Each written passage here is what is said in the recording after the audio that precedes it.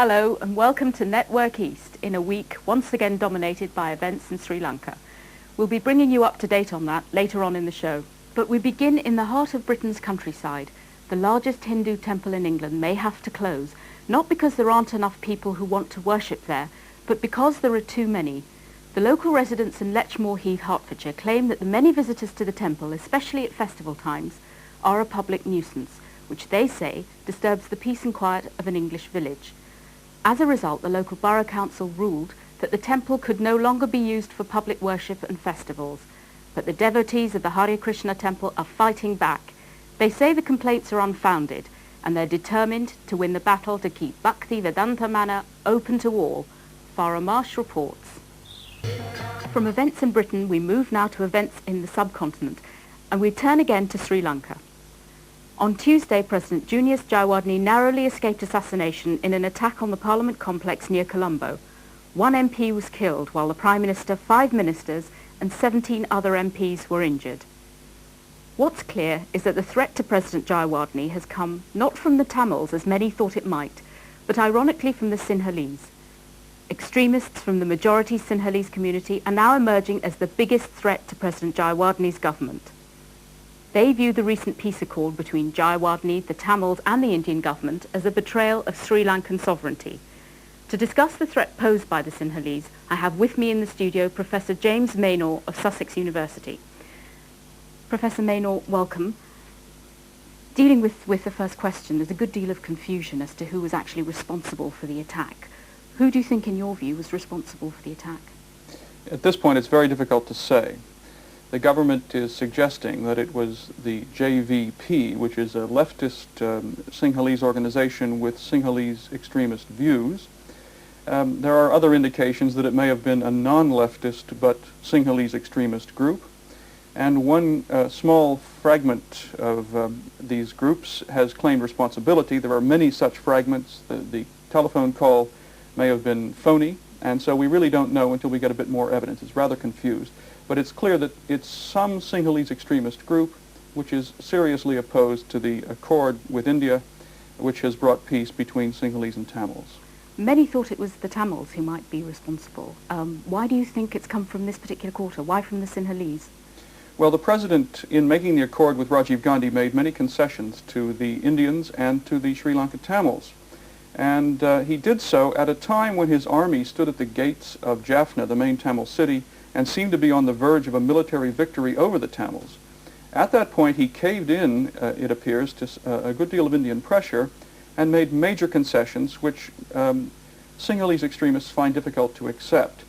Sinhalese politicians, including the president, have spent 30 years whipping up fears of Tamils and high expectations among the Sinhalese, and it's those expectations which the president has now dashed that have been the source of this opposition to the president.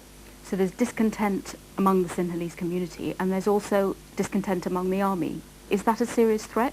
Yes, it's very clearly a threat both to public order and possibly even to the president and the regime of which he's a part. We know that there are major elements in the army that are discontented with the agreement. They tend to be not the top brass in the army, but the second-level officers, many of whom were appointed to their positions by a previous government under Mrs. Bandaranaike, and people who have felt frustrated under this government because they haven't got promotions, they don't have political connections to get the promotions. They've also been frustrated by the decision not to take Jaffna, not to bring about a military victory, which they felt was within their grasp. So elements in the army are discontented and could have taken action of this kind. In 1983, during some riots in Sri Lanka, the president felt threatened by sections of his own armed forces. Is there any possibility of an infiltration in that case? Well, the government is claiming that the JVP has infiltrated the army with leftist extremists, and there's probably something in this. So there's a possibility of a coup, perhaps? There is a possibility. It's very difficult to bring off a coup in Sri Lanka because the discontented groups are fragmented and spread around the country, and it's difficult for them to get together and plan and execute a coup. But it is possible that this could happen, and I'm sure this is in the president's mind. How will he deal with that threat, then? Well, he has units of the army who he believes to be loyal to him, and units of a special paramilitary task force, which is under his son's command, protecting him. And he has had suggestions in the last 24 hours from members of his government that he invite the Special Air Service from Britain to come and protect him. This is not a suggestion he's likely to accept, but the suggestion has been made. But he has a lot of people who appear to be quite loyal around him, but it only takes 2 or 3 disloyal people in such a circle to perhaps bring off an assassination or create havoc. Professor, turning to the political solution, do you think there is one for Jawadni? Will he renege on the accord? Well, he cannot personally afford now, I think, to renege on the accord. He is committed to it, and his whole future rides on it. He can't back down, but he has to persuade his members of parliament to pass a constitutional amendment to implement this accord, and he requires a 2/3 vote in parliament to get that. Do you think he'll get that? Well, it's not at all clear that he will. He has more than 2/3 of the members in his own party, but the members of his party have seen one MP beaten to death by his constituents because they opposed the accord, and many of the MPs in his party not only fear retribution from their constituents, but they are personally opposed to the accord themselves, and the majority of MPs probably are. So the president has to lean hard on them to get their support. What's his position if he doesn't get their support? If he fails to get their support, then the agreement cannot be implemented.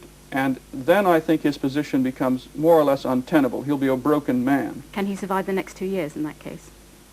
I think, given this president's intelligence, and he's highly intelligent, and his experience as a political operator, he may just squeak through, but he has to threaten his members of parliament with a general election if they don't support the accord. In a general election, most of them would lose their seats because they're highly unpopular. Suppose he doesn't survive. What's the future for Sri Lanka? I think if he cannot survive physically or politically, then we'll have another Sinhalese leader take control of things, and no other Sinhalese leader in Sri Lanka would continue with this accord. So I think then we'll have a return to an even more nasty civil war with even less hope of any kind of settlement. And the result will not be pleasant to watch. Professor, thank you very much indeed.